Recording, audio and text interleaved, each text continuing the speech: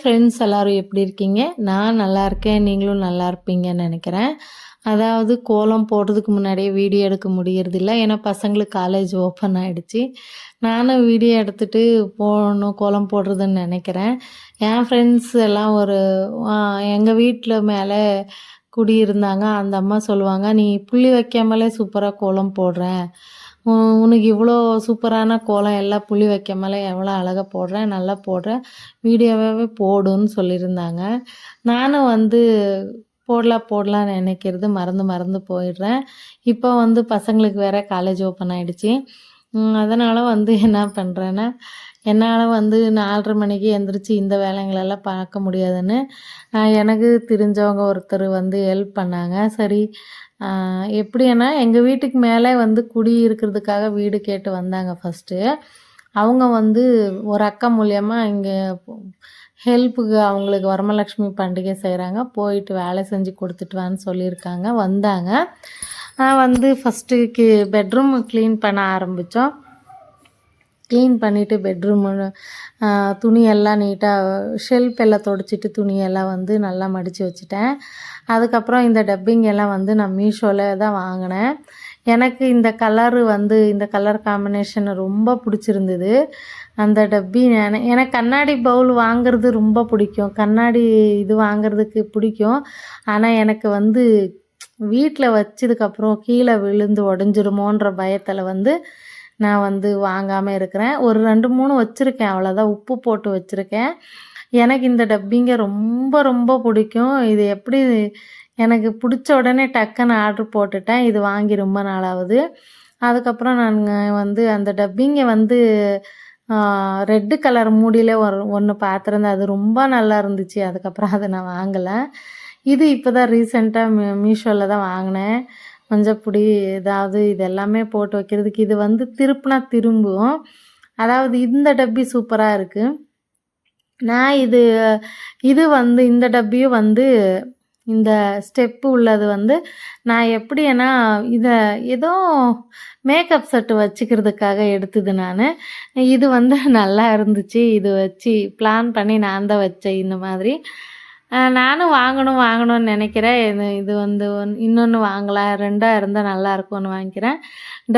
Dubbing எல்லாம் வந்து நாங்கள் வந்து தமிழில் சொல்லலாம், கன்னடத்தில் தான் டப்பின்றது மட்டும் கன்னட வார்த்தை அது.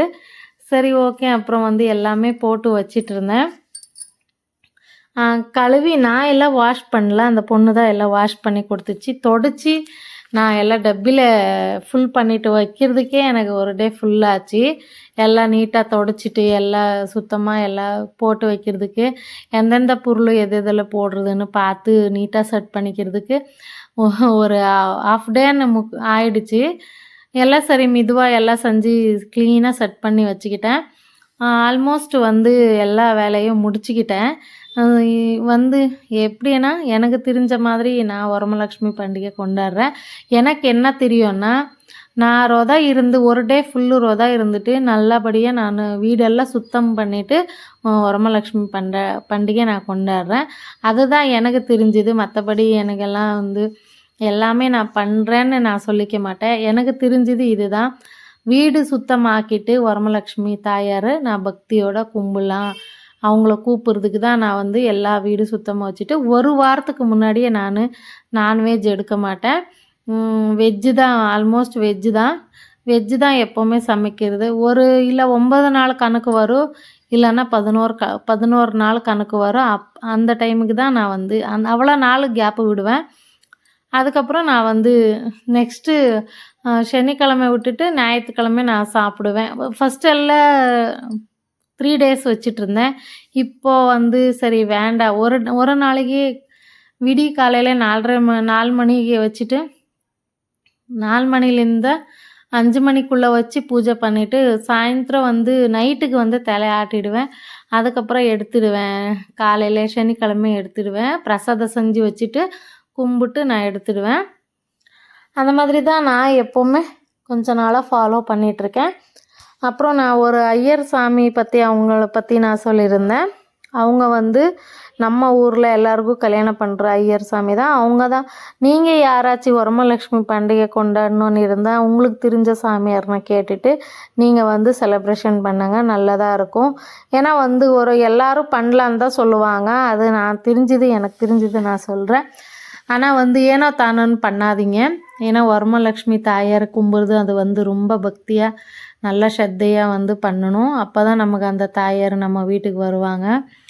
நமக்கு நீட்டாக, அதாவது லக்ஷ்மிக்கு வந்து ஒரு மூலை விடாமல் க்ளீன் பண்ணணும். அப்போ தான் அவங்களுக்கு வந்து நம்மக்கிட்டே தங்குவாங்கன்னு சொல்லுவாங்க. இது எனக்கு வந்து ஒரு அக்கா சொல்லி கொடுத்தாங்க.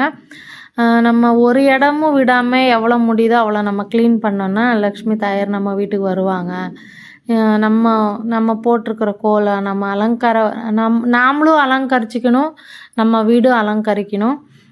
சிம்பிளாக செய்கிறவங்க செய்வாங்க. நம்மளால் முடிஞ்ச அளவுக்கு நம்ம நல்லபடியாக ரெடி ஆகிட்டு நல்லா பூஜை பண்ணலாம். எனக்கு தெரிஞ்சது நான் சொல்லிட்டேன். அப்புறம் வந்து படம் தொடச்சிட்டு சரி எல்லாம் டப்பிங்கிறது முடிஞ்சிடுச்சு. நெக்ஸ்ட்டு வந்து பூஜை ரூம் எல்லாம் கழுவிட்டேன். பூஜை ரூம் கழுவிட்டு தொடச்சிட்டு பட்டு மஞ்சள் குங்குமம் எல்லாம் வச்சுட்டேன்.